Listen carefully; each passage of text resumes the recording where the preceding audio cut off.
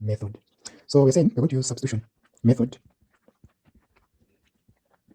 to answer this particular question.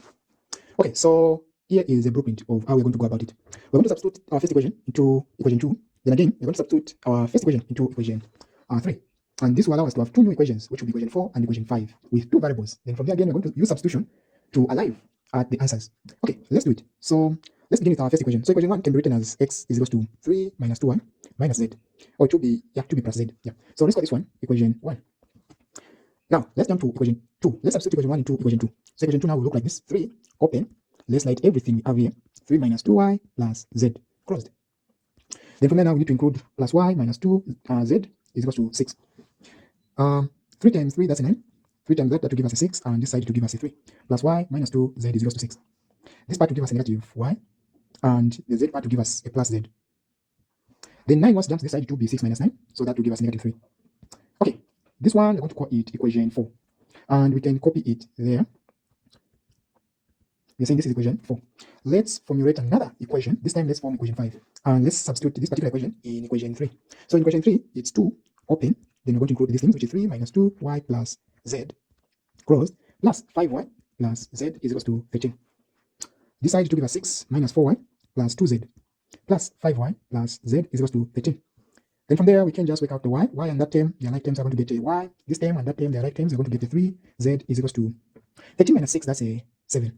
So this is what we're going to call equation 5. Now, let's write it there as well. So we're calling it equation 5. So now, when you pay close attention, you can see that we have now two variables. The x variable has now disappeared. And you, by this time, must be familiar with how to work out two variable simultaneous equations. So let's work it out. So again, we're going to use substitution method. So we're going to do some substitution. Let's make y in equation 5 the subject. So it will be y is equals to 3z, actually it will be x minus 3z. Then let's get this equation 5 and substitute it into equation 4. So it will be 5, negative 5, open, 7 minus 3z plus z is equals to negative 3. 5 times 7, that will be negative 35 minus 15. This will turn into a plus because we have negative and negative there.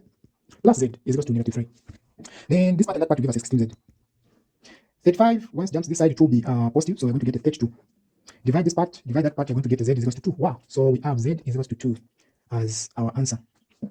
Okay, now let's find the value of y. We know that y is equals to that in equation 5. So we can find y by just substituting. Where we have z, we put 2. And y will be equal to 7 minus 6, which will result in 2y is equals to 1. So that's how you calculate the value of y. So y is equals to 1. That's all part of our solutions. We are remaining with one more variable to calculate, and that's x. We can find x by picking one of the equations. So let's pick equation 3. So equation 3 looks like this. 2x plus 5y plus z is equals to 13. We know that y is equals to 1. So 1 times 5, that will be 5 plus z is a 2 is equals to 13. 2x, this part will give us a 7 is equals to 13.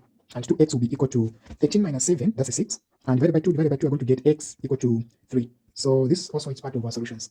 And to test your answers, you can just simply plug them in one of the equations. Let's pick equation 1. So equation 1, it's x plus 2y minus z is equals to 3. So now let's substitute each and every value in their respective variables. So on x, we're going to put a 3. On y, we're going to put a 1. And on z, we're going to put a 2. And we're going to get a 3 there, a 2 there, a negative 2 is equals to 3. This part will give us a 0. So it's 3 is equals to 3. Wow, proven. So our answers are correct. Okay, guys, that's it for this video. I'll meet you in the next video.